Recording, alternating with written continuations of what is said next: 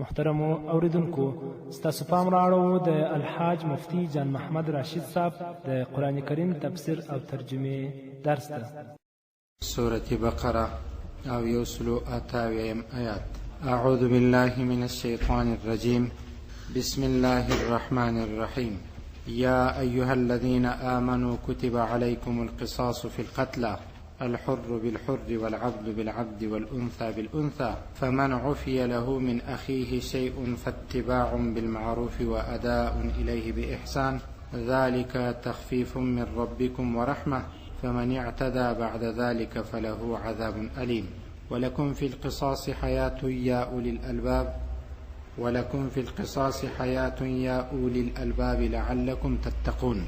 همیشه دا خبره تاسو اورئ چې د انسانانو د ژوند د هر مشکل په باره کې دین اسلام یو لار ښودلې ده.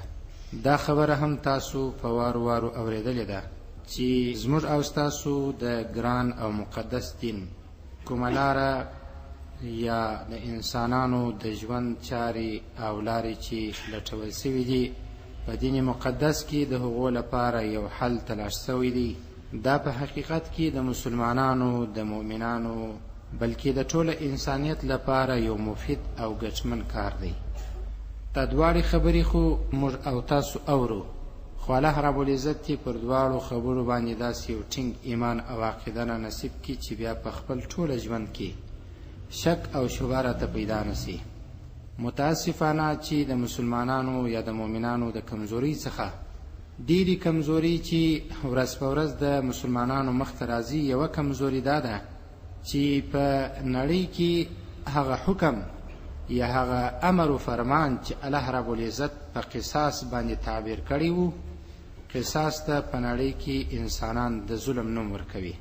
هغه د ژوند اصلي طریقه چې الله رب العزت ته د انسانان لپاره د قصاص په عملي کولو کې ښودلې وه، نن انسانان بیا مسلمانان هم قصاص ته د ظلم نوم ورکوي او قصاص په داسې الفاظو باندې تعبیروي چې ظلم ته ورته الفاظ وي. کله وای دا ناځواني ده، کله وای دا ظلم دی، کله وای دا بېغیرتي ده، کله وای دا د انسان د ژوند سره مناسب او لایق عمل نه دی. هغه نومونه چې کفارو قصاص ته ایښي دي، مسلمانان یو څه پورته او درانه نومونه تر هغو نومونه اخلي. خو الله رب العزت د انسانانو د ژوند د هر مشکل لپاره جناب نبی کریم صلی الله علیه وسلم د دنیا ته راولېږي او پر هغه یې وحی راواستولې. جبرئیل علیه السلام 23 کاله د اسمان او د مځکې ترمنځ دغه مسافت طی کول، سفرونه یې کول او عرش ته بتلی د الله له طرفه یې وحی راوړلې، مځکې ته به راتلی، نبی کریم صلی الله علیه وسلم ته یې هغه رسولې د دغه مقصد لپاره چې انسانان په دې پوه کړي چې ستاسو د ژوند هر اړخیز حلونه یا ستاسو د مشکلاتو ټوله اړخونه الله رب العزت په دې دین کې پوره تاسو ته درښودلي دي او په دې باره کې نبی کریم صلی الله علیه وسلم راولېږي، قرآن یې ورکوي تر څو ستاسو په دې باندې سر خلاص شي او په دې باندې پوه شئ چې ستاسو په ژوند کې د الهي احکامو څخه داسې حکم نشته چې په هغه کې د خدای نه کرده ظلم وي، په هغه کې د بې انصافي وي، په هغه کې د تر حد تجاوز وي، په هغه کې د پر انسانانو باندې ناحقه ظلم وي. داسې یو حکم الله رب العزت په خپلو ټولو احکامو کې نه مخکې زمانه کې راستولی وو، نه د نبي په زمانه کې داسې یو مثال څوک پیښولی سي، او نه د قیامت تر ورځې پورې چې قرآن کریم د دې شاهد دی. داسې یو حکم په ټوله قرآن یا په دین اسلام کې څوک نسي راایستلی چې په هغه کې د پر انسانیت باندې ظلم وي. د مسلمانانو په باره کې خو زما دا خبره پرېږدئ، ان تر دې چې د کفارو په باره کې لا څوک دا نسي ویلی چې دین مقدس چې د دوی په باره کې د ظلم یو درس چې خپلو پیروانو ته ورکړی وي. یو د هغو فرمانو څخه چې الله رب العزت انسانانو ته په ژوند کې ورکړی دی هغه هم د قصاص مسله ده. قصاص اصلا معنا لري د مماثلت، د برابرۍ. زه باید ستا برابر سم، ته باید زما برابر سې. څومره انتقام چې ته زما څخه اخلې په شرعي حدودو کې هغومره انتقام زه باید ستا څخه واخلمه. دا درس ته نن متوجه سي. زه پر ټولو خبرو باندې انشاءالله تعالی زما تر وسه پورې خبرې کومه چې د انسانانو په ذهن کې د قصاص په باره کې کم غلط ذهنونه جوړ سوي دي یا کمې غلطې خبرې د اغیارو له طرفه لوېدلې دي. دا زما شرعي وظیفه ده. نور الله رب العزت پر هر څه باندې قادر ذات دی. نو قصاص ویل کیږي ودې ته چې یو د بل انسانان مماثلت او برابري او یو شیوالي سره ولري. که زما لاس سره پرې کې ستا لاس باید په هغه اندازه پرې سي. که زما د لاس څخه د ګوتې بند یا په بند کې نوک وړې په هغه اندازه باید ستا د ګوتې بند او په بند کې بیا ستا نوک یوړل سي. که ته یو انسان ته لغته یا سکور کوې هغه انسان باید په دغومره اندازه ستا څخه انتقام واخلي. که ته پر انسان باندې ماشین یا توپنچه راکاږې او مرده کې په سینه کې ورخالي کوې د ده ژوند نور ورختمې، الله رب العزت دا فرمایي چې ستا ژوند باید هم ختم سي. که ته ښځه مړه کوې د ښځې په مقابل کې دا د ښځې حق دی چې نارینه قتل سي. که ته آزاد نه بلکې مری انسان قتل کوي که نارینه وي که ښځینه، که څه هم ته آزاد یې ستا څخه باید انتقام واخیستل سي. او که چیرې داسې وي چې ستا پاور و ستا طاقت و او ستا نور څه زیات وي یو انسان ته په قتل رسې ته دې بیا هم په ټولنه کې ژوند کوې، حتما ټولنه د فساد خواته راځي. دا چې په نړۍ کې مختلف مشکلات ایجاد شوي دي یا ورځ په ورځ نور مشکلات راځي، اصلي د قاتل څخه انتقام نه اخیستل کیږي او نه قاتل په خپله سزا باندې رسول کیږي. که په معاشره کې یا په ټولنه کې یو انسان په قتل ورسیږي، قصاص سي، اعدام سي، پدار سي، پانسي سي، پر هغه طریقه چې څومره شریعت راښودلې ده. تاسو به دا فکر وکړئ چې آینده به هیڅوک د دغه کار سره مخامخ نسي او نه به دا کار وکړي. نو الله رب العزت پر دې امت باندې محمدي امت باندې علیه الصلاة والسلام باندې ډېر شفقت کړی دی. ولې؟ تفاسیرو کې دا خبره لیکل شوې ده په یهودو کې قصاص و دیت نه و. کله چې بچا قتل وکړي ابل باندې اعدامېدی قصاصېدی. په نصاراو کې د عیسی علیه السلام په امت کې بیا دیت و پیسې اخیستل کېدلې د قاتل څخه خو په قصاص باندې نه رسېدی. الله رب العزت د نبی کریم صلی الله علیه وسلم پر امت باندې رحمت او شفقت کوي، درې رقمه اختیار ورکوي. که ستا قریب ته یا ستا په قریبانو کې احبابو کې بل دوست او اشنا یو چا په قتل در ورسوي، که قصاص ځینې اخې د قاتل اعداموي تا ته شرعاً حق سته، که دیت و پیسې ځینې اخې شرعاً حق سته، او که عفو ورته کوي شرعاً حق سته. دا د الله رب العزت له طرفه پر دغه امت باندې شفقت دی، یو خاصه مهرباني ده، یو خاصه پیرزوینه ده. نو الله رب العزت دغه شفقت پر بنیاد باندې د یو انسان په قصاص کې د ټوله امت ژوند کښېښودی. که یو انسان د بل انسان پر سر باندې قصاص سي، اعدام سي، د ژوند د لاسه ورکول سي او دی په قصاص باندې ورسیږي، په ټولنه کې به په زرهاو لکهاو انسانان د خپل ژوند څخه خوند اخلي. نو خبره دا ده چې الله رب العزت دغه آیاتونه هغه وخت نازل کړل چې په عربو کې دستور او قانون دا و چې کله به نارینه راولاړ سو ښځه به یې قتل کړله، مړه به یې کړله، د ښځې په مقابل کې نارینه نه قتل کېدی. او په جاهلیت په زمانه کې د اسلام څخه مخکې زمانه کې دوه قومونه یا دوه قبیلې داسې وې چې کله به نارینه راولاړ سو ښځه به یې قتل کړله، د هغې ښځې په مقابل کې نارینه نه قتل کېدی، ځان ته عزت ورکاوه، احترام یې ورکاوه او ځان ته سنګینتوب او وقار ورکوي.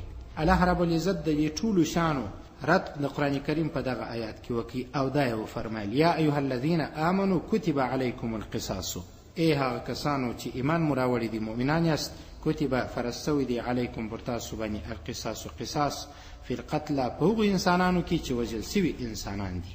چې دي الحر بالحر، آزاد انسان باید ووژل سي بالحر د آزاد انسان په مقابل کې، والعبد او مری ووژل سي بالعبد د مری په مقابل کې، والانثى او ښځه ووژل سي بالانثى د ښځې په مقابل کې. خو د عربو په دغه دوه قبیلو کې کومه قبیله چې طاقت درلودي، زور درلودي، دا بلې قبیلې نارینه آزاد انسان به ورمړ کوي او د دوی په قبیله کې به مری او غلام قاتل به وو، دا نه باندې قصاص دی. الله رب العزت مساوات عملی کوي، الله رب العزت په دې کې د ښځو حقونو مراعات کوي. دغه آیاتونه نازلوي چې آزاد د آزاد په مقابل کې، مری د مری په مقابل کې او ښځه د ښځې په مقابل کې باید ووژل سي. بل خبره باید وکړو هغه دا چې کم وخت قصاص یا اعدام یا پدارېدل د انسان لپاره مناسب او لایق دي. هغه وخت چې انسان قتل قصدن وکي، عمدن یې وکي، په خپل لاس باندې راځي، یو څوک قصدن نه لیونی دی، نه بل څه ورپېښ دي او نه بل مشکل لري، نه ناجوړي لري، قصدن راځي یو څوک په قتل باندې راسوي، کم شرعي سند او ثبوت هم نه لري. یو رقم قتل دا دی چې قتل عمد ورته ویل کېږي قصدن. دغه انسان باید پر مقتول باندې قصاص سي، دا قاتل دې ته قتل عمد یا په قصد سره قتل ویل کېږي، وژنه ویل کېږي. حضرت سعید بن مسیب رضی الله عنه فرمایي وای 5 یا 7 کسانو یو نفر په پټه باندې په قتل ورساوه، حضرت عمر فاروق رضی الله عنه د 5 یا 7 کسان په قتل ورسوله او بیا دا وفرمایل که د صنعا ښار ټول انسانان ناجمع سي یو انسان په قتل ورسي ټول باید د یو انسان پر سر باندې پدار سي او مړ سي. د دې څخه دا مسله ثابتېږي کم قاتل چې یو نفر وي د مقتول پر سر باید هغه قصاص سي که قصدا او عمدا قتل او وجنه کړې وه. که چیرې په قتل کې لسو شلو دیشو انسانانو حصه اخیستې وه د یو نفر پر سر باید 10 کسان په قتل ورسیږي او که چیرې یو نفر یا لسو 5-8 کسانو په پټه باندې دغه انسان په شهادت رسولی مړ کړی وو هم دغه حکم دی چې باید ټوله پر قتل سي. او که چیرې په ښکاره باندې د یو چا ژوند ور ختم کړی وو په شهادت یې رسولی مړ کړی وو هم باید دا ټول انسانان که یو وي او که ډېر وي اعدام سي د دغه یو نفر پر سر باندې. دا ته خو قتل عمد ویل کېږي. یو رقم قتل زما ورونو دا دی چې هغه قتل خطا دی. انسان نه غواړي چې بل انسان قتل کړي په چاقوی ووالی په چاړی ووالی نه غوښتل چې قتل یې کړي فقط مازې بیروي یا داسې ټک پر وکړي نه غوښتله چې مړ یې کړي خو بلې خواته دا ټک ولاړ شي هغه په انسان کې وموښتی دې ته قتل خطا ویل کېږي. په قصد سره خو نه کوي بلکې په خطا سره یې کوي. په دغه وخت کې انسان ته اجازه شته د مقتول وارثانو ته چې د قاتل څخه دیت واخلي پیسې واخلي. پیسې څنګه هغه تفصیل ته به وروسته راسم. خو د دې تر مخه په قتل عمد کې یوه خبره بله ضروري ده چې انسان په قصد باندې قتل کوي هغه دا چې که چیرې د مقتول یا وژل سوي انسان وارثان نه ولاړ سي او د قاتل د وارثانو سره یا د قاتل د قریبانو سره د قاتل سره صلح پر یو څه پیسو وکړي دا اجازه هم شته. که د مقتول وارثان نه راولاړ سي قاتل ته عفو وکړي دا اجازه هم شته. او که د مقتول وارثانو ټولو مشوره وکړله چې یا زموږ قاتل دی پانسۍ سي په اصطلاح باندې دا لفظ هم استعمالیږي اعدام دي سي د ټولو په مشوره باندې باید دا قاتل پدار سي او قصاص سي. او که چیرې د مقتول په وارثانو کې ټولو قصاص نور معافوي بلکې د مقتول په وارثانو کې یو وارث دا وویله چې زما له طرفه څخه دغه قاتل ته مرګ ورمعاف دی نه دی اعدام کیږي نو بیا د ټولو په حق کې قتل او وژنه معاف سوله د ټولو انسانانو څخه حکم واخیستل سو بیا به نو پر پیسو باندې څه خبره کوي څه خلاصه به کوي. اوس خو عموما پر 100,000-200,000 افغانو یا کالدارو باندې صلح سره کیږي بس دعا پر کیږي او خلاص. کاشکې چې دغه قاتل پر سر باندې مقتول وارثانو پیسې نه اخیستلی نو بیا به دته هم د ژوند خوند ور معلوم سوی وای. قاتل نور څه کیسه لري بس دومره قدر فکر یې دی چې که زه یو څوک قتل کمه ما ته په محبسو یا په اصطلاح بندي خانه کې یو څو شپې او ورځې د گرفتاری تیریږي ما ته هغه بند متوجه دی نور زما سره دی چې تعلق نشته هغه خو اموخته د قتل سره دی د غلا سره دی او د شپې او د ورځې د خوا د بل چا پر ناموس باندې د حملو سره دی د بند هغه پروا نه کوي. قاتل یو څو ورځې په محبس کې تیروي په کابل کې تیروي په کندهار کې تیروي د هر ځای محبس چې وو او د جیل څخه راوځي د بندیخانې څخه راوځي د قیدخانې څخه راوځي بیا خپل عمل کوي. که قاتل یقینا د هر مقتول پر سر باندې قتل کېدلی نو دغه تشویشات به نه وای چې اوس دي. هر قاتل چې په خپله سزا ورسیږي نو الله رب العزت به د دغه ټولو انسانانو ژوند محفوظ او خوندي وساتي. نو دوهم رقم قتل زمارونه قتل وو چې قتل خطا دی په قصد انسان نه وژني بلکې په خطا سره بل څوک مړ کوي. نو د دې حکم دا دی فقهای کرام فرمایي دا ډېر تفصیلونه لري زه څه اغورچن نه اخمه څه مختصری خبرې. په قتل خطا کې دیت شته پیسې شته. د دیت یا د پیسو اندازه شریعت په 3 شانو ټاکلې ده یا سل او شان ځینې واخه د قاتل څخه او یا چې ځینې واخه یا 10,000 درهم ځینې واخه یا 1000 دینار ځینې واخه چې په اوسنی وخت کې حساب ورته وسی تقریبا د 10 لکو 21 لکو 22 لکو پورې دغه حسابونه جوړیږي کالداري. مګر په دې کې دا خبره زما ورونو ضروري ده تاسو فکر وکړئ هغه دا که چیرې د مقتول په وارثانو کې یو وارث خپل حصہ قاتل تور پرېږدي نو د خپل حصې حقدار دی. هغه انسانان چې د مقتول په وارثان کې کشنیان دي او نابالغ دي دغه د حصې د معفولو دته هیڅ اختیار نشته. دی په دې صورت په دغه وخت کې به اختیار دی هیڅ اختیار نه لري. د خپل نابالغ وارثانو چې د مشرتوب کوي د حق په معفولو کې د هیڅ ونده او حصہ نشته. خپل حصہ د مقتول په وارثانو کې قاتل ته څوک پرېښودلی شي. خو زه دا وایم دا زما یو نظر دی او د شریع احکامو څخه چې کله انسان مطالعه کې دا یو خبر او نتیجه راوځي چې هیڅ چاته پیسې مو پرېږدي پیسې حتما ځینې اخلي، که څوک قصدا نه بلکې په خطا سره څوک ووژني، که څه هم د خان زوی وي، که څه هم د بل یو وزیر او بادشاه زوی وي، که څه هم د عالم او د صوفي زوی وي، پیسې ځینې اخلي. په دې کې چې شته، په دې کې یوه غټه فایده دا ده چې دغه انسان بل وخت بې احتیاطي نه کوي. په موټر یې څوک ووالي، پیسې دي، اوسني وخت پیسې دي، پلار په هر حرامه طریقه او ذریعه پیدا کړي دي، زوی نشي دي، شراب یې څښلي دي، په موټر کې سپور دی، هر څوک په وهي، پیسې ځینې واخیستل سي. په دې کې د هغه انسان د مړي چې په موټر وهل سوی دی یا په بله پیښه کې تللی دی، د هغه شهادت یا مرګ ته تاوان هم نه رسیږي. او بله خبره په دې کې دا ده که د مقتول وارثان د قاتل څخه پیسې واخلي، دیت واخلي، دغه دیت او پیسې پر وارثانو باندې پر هغه طریقه تقسیمیږي، پر هغه طریقه ویشل کېږي کومه طریقه چې په شریعت کې ټاکل سوې ده. نو دیت یا پیسې اخیستل پر د قاتل څخه د مقتول پر مرګ باندې پر شرعي طریقه باید دغه پیسې تقسیم سي، هر وارث ته پر هغه اندازه پیسې ورسیږي کومه طریقه چې په قرآن او حدیثو د مذهب په کتابو کې بیان سوې ده. خو یا خبره هم زما ورونو بله دا واورئ، که چیرې قاتل په قصد سره قتل کوي یا بل چا په خطا سره قتل وکړي، د مقتول وارثانو ته دا حق نشته چې هغه دې مړ کړي قاتل. د قتل یا د وژنې په باره کې ټوله اختیار د وخت مسلمان حاکم ته دی، مسلمان قاضي ته دی، مسلمان امیر ته دی، مسلمان او مؤمن هغه څوک چې اختیار او واک لري هغه ته د دې اختیار شته چې باید دغه څوک په قتل ورسوي او یا بل څه سزا او تعزیر ورکړي. دا که هر انسان نه ولاړ سي قاتل مړ کوي، په دې کې ځینې داسې صورتونه راځي چې انسان خو به دا فکر کوي چې زه د خپل ورور انتقام اخلم، هغه به دی په ګناه کبیره کې اخته سوی وي. بله خبره دا ښه په جدي توګه په نظر کې ونیسي. په دا ځینو سیمو او په ځینو قومو کې دا رواج دی چې کله د کور څخه یو نفر ولاړی د مقتول په وارثانو کې راځي، توپنچه رااخلي، په کلونو میاشتو یې ګرځوي چې کله د قاتل د کور هر نفر ولیدي هغه ولي. په دې خبره خو انشاءالله پوهېږئ، تیز نه پرځم پر دې مسایلو، ځان په پوه کړئ. د مقتول په وارثانو کې یو وارث راځي وای دغه پلانی کورنۍ زما ورور په قتل رسول دی، زما پلار یې رامړ کړي، زما تربور یې رامړ کړي او زما د قوم سړی رامړ کړي. په هغه قوم کې په هغه کورنۍ کې چې اصلي قاتل نه دی، د هغې کورنۍ څخه چې هر نفر په لاس ورلی ټک ټک دی ولي او وینې تویوي. تا ته د دې چا اجازه درکړې ده محترمه؟ ستا قاتل خو معلوم وي چې پلانکی نامه دی، د پلانکي زوی دی، د پلانکي قوم او قبیلې څخه دی. دې څه کړي وه؟ دا قریب د قاتل څه کړي وه؟ دا ورور یې څه کړي وه؟ دی په جرم کې ورسره شامل و، په قتل کې ورسره دخیل و او که بل څه. یا کله کله خو په وارو وارو داسې پیښه سوې ده چې دغه د مقتول وارث را ولاړ سوی دی، د قاتل په کورنۍ کې د یوه نفر پر سر چې د ورور یا پلار په شهادت ورسول دی، مړ کړی دی، 3-4 کسان پکښې وغځوي، بس په قتل یې ورسوي. نور دې ته نه ګوري چې ما د همیشه لپاره داسې یو کار وکړي چې زه به په جهنم کې یم، ما د همیشه لپاره داسې یو عمل ترسره کړي چې زما او د جنت تر مابینځ به ډېر فاصله وي او ډېر واټن به وي، همیشه به زه په دوزخ کې یم. قصدا ظالمان قتل کوي.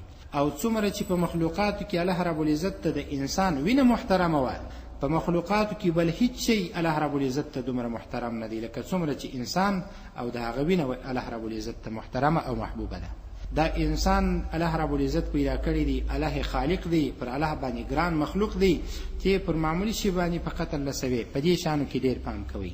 هو قومو ته یقینا زهریان یم چې په کلونو کلونه یې بدۍ را روانې دي، نه د علماو دا مني، نه د سیدانو دا مني، نه د قوم د مشرانو دا مني، نه د سپینږیرو دا مني، نه د مرکو دا مني، د چا دا مني؟ جبریل علیه السلام نسته چې نبی کریم صلی الله علیه وسلم ته وحی راوړي چې زوی مړو هغه د ځینو قومو پر شان باندې. دا کار مه کوئ، دا کار مه کوئ. دا بدبختي اوس په قومو کې ایجاد دي. ولې د الله دوستانو، د الله بندګانو دا کار ولې کوئ؟ داسې مه کوئ.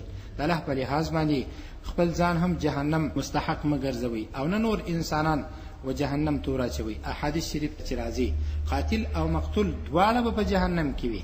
قاتل خو راولاړېږي، مقتول قتل کوي، وی وژي، مړی کوي. مقتول بیا راولاړېږي د قاتل په مرګ پسې پسې وي، د نیت دا وي چې زه به هم دی قتل کړم.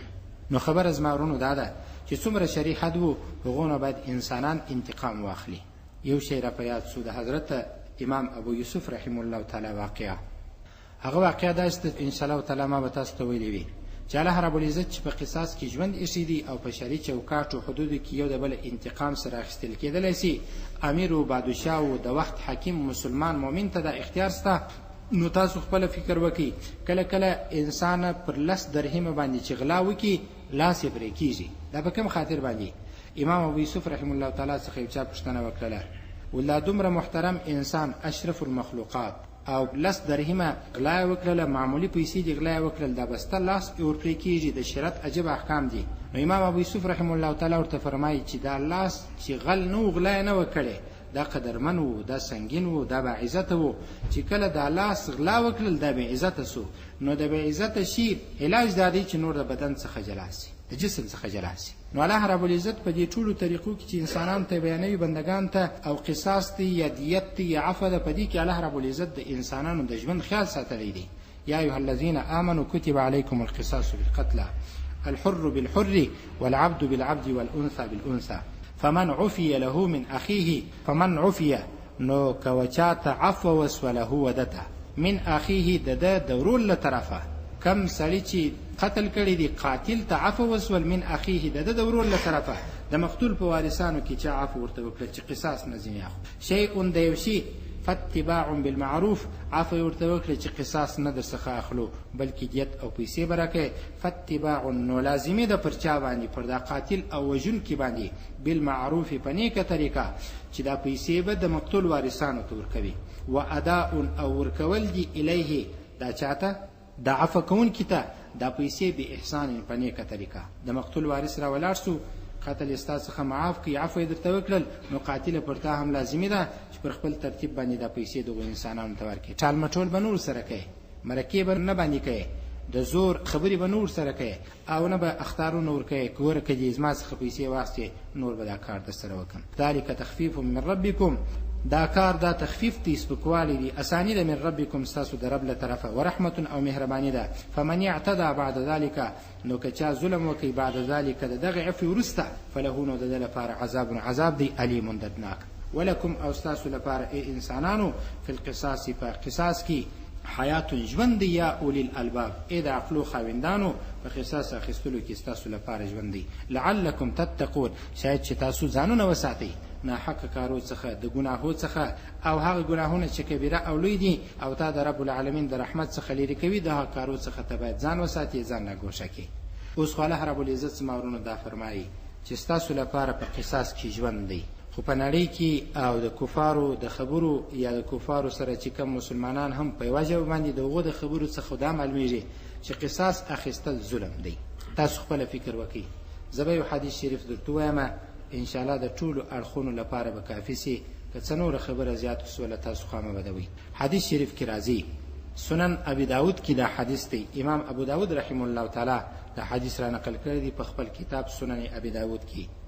کچا قصدن قتل وکي په هغه قصاص ته دا قاتل باید قصاص سي او اعدام سي، او که څوک د قصاص په نافذولو کې خند واقع سي مانع سي قصاص نافذول منع کوي نه غواړي چې دغه قاتل د مقتول پر سر باندې قصاص سي اعدام دي سي نو الله رب العزت پر دا سړي باندې لعنت وایي، فرشتي لعنت وایي او ټول انسانان لعنت وایي. تاسو فکر وکئ فزرهاو داسې قوانین په پارلمان کې دسخط کیږي او لاسلیک کیږي چې قصاص باید نه وي. الله رب العزت خو وخته مسله خلاص کړي و چې د یو نفر پر سر باندې یو قاتل قصاص کا ستاد لکاو د کرولاو انسانانو ژوند خوندي کیږي او ژوند محفوظ کیږي. اوس چې انسانان قصاص ته د ظلم نه مرکوي او یا دا وایي چې شریعت دی لاس پرې که پښه پرې که سنپر راوځړوه ښه ځواني لري ښه دولت لري، دا خوارکي نو څه کړي وه؟ دا خوارکي خو هغه عمل کړي وو چې د اسمان په کنګرو کې عرش ته هم لړزه ورکړل د مؤمن د وینو په تویدلو سره. دا خوارکي خو هغه عمل کړي وو چې د مځکې لاندې په شکم کې هم کم مخلوقات چې اوسېدل هغه هم په حرکت کې راوستله. په دنیا کې تر ټولو اساسي فساد خو دغه انسان راوستی. ته څنګه د دغه انسان پر سر باندې درېږې او د قصاص مخنیوی کوي؟ او دا دلایل وایي چې قصاص اخیستل په ماډرنه زمانه کې او په دغه شلمه پیړۍ کې 21م قرن کې په شلم قرن کې قصاص اخیستل هغه حکم دی چې دا د سابق امتو لپاره و زموږ د ماډرن عصر یا د پیشینی ځوانانو لپاره دا حکم نه دی او د ماډرنو انسانانو لپاره دا حکم نه دی. الله دا حکم داسې نازل کړي په هر زمانه کې چې زماورونه عملي شوي دي د هغې زمانې باشنده انسانانو اوسیدونکو انسانانو په هر کلی او وطن کې چې اوسېدل د خپل ژوند څخه خوند واخیستی. اوس ما او تاسو کې چې قاتل معلوم دی مګر په قصاصي جنا مقتول چې ستا ورور په قتل در رسولی دی، سهار و ماښام پر سړک باندې ویني، پر درې ګزې ویني، په ولایت و بشار مملکت کې ویني او په پایتخت کې ویني، هر ځای ویني، مګر څوک یې په قصاصولی نشي. خو کم انسانان چې دغه قاتل په قصاصولو کې خنډ واقع کیږي، الله پر دا انسان لعنت وایي، ملائکې لعنت وایي، ټوله انسانیت پر دې باندې لعنت وایي. اوس نو هغه انسانان چې وایي دین د دې نوم نه دی، په دین کې باید مشکل ایجاد نسی، که دې قصاص واخیستی د مشکل نوم ورکوي. په دین کې انسانانو ته خنډ مه پیښوه، مشکل مه پیښوه، مشکل مه ایجادوه، که دې لاس ورپرېږدي دا مشکل دی.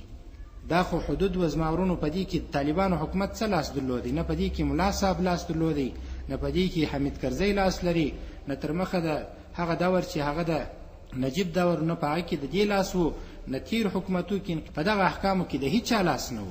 دا خو شرعي احکام دي، په دې کې د ملا صاحب او د حمید کرزي څه مسله ده؟ په دې کې طالبانو د دې حکومت څه مسله ده؟ دا خو ټوله هغه احکام دي چې نبی کریم صلی الله علیه وسلم عملي کول. دا خو ټوله هغه احکام دي چې د تابعینو په دور کې عملي کېدل. غلا به وسوله، زنا به یې وکړله، واده والا سړی، واده والا ښځه وه، ځینې به تر دیوالو لاندې کېدله، ځینو ته به در سینې پورې غار وکیندل سو، په هغې کې به ودرول سول او په ډبرو به ویشتل کېدله. حضرت غامدیه رضی الله عنها په باره کې نه راځي، زنا یې کړې وه او راله نبي کریم صلی الله علیه وسلم ته چې توبه مې قبوله سي، داسې الفاظ ورته وایي. زوی ورسره دی، بچی ورسره دی، وایي چې غټ سي. بیا ورته رالل چې شیدې ورکوه، بیا ورته رالل چې د ډوډۍ سي. اخر ورسره اخیستې دي، ډوډۍ په لاس کې ده. نو بیا نبی کریم صلی الله علیه وسلم فرمایي چې ورسي غار وکیندئ، په غار کې واچول سوله او بیا په ډبرو باندې ویشتل کېږي، په قتل رسېږي. د یو صحابي کالو ته د هغې وینې راغورځي. نو بیا نبی کریم صلی الله علیه وسلم فرمایي وایي دې داسې توبه وکړله که چیرې صاحب المکس داسې توبه وکاږي، نو الله رب العزت به هغه ته معافي وکړي، لغفر له. حدیث شریف کې راځي هغه څوک چې غونډه وي، ډاکو وي، ظالم وي، بدمعاش وي، د چا څخه د موټ او د ټوپک په زور باندې پیسې اخلي، دغه سړی به په جهنم کې وي. د هغه د جهنمیت شاهدي النبي کریم صلی الله علیه وسلم ورکړې ده. نو وایي دې داسې توبه وکړله چې د دې وینو ته په سپکه مه ګوره، داسې توبه یې وکړل که دغه انسان چې د همیشه لپاره په جهنم کې دی، الله ته دغسې توبه وکاږي. لو تابها صاحب المکس لغفر له، الله رب العزت به دغه انسان ته چی وکړي؟ معافي به وکړي، بخشش به وکړي. اوس خدای نه کرده الله دې د الفاظ نه راکوي، دغه د الفاظ توفیق نه راکوي چې وایي.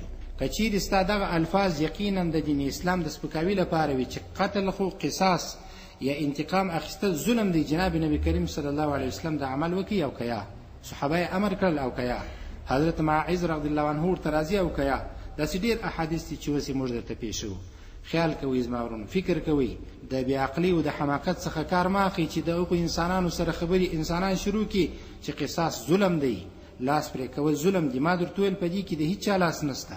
دا 1400 کاله محفوظ دین زموږ راچلېدلی دی، په دې کې د هېڅ حکومت او دولت او انقلاب په دې کې لاس نشته، نه په احکامو کې تغییر څوک راوستلی سي.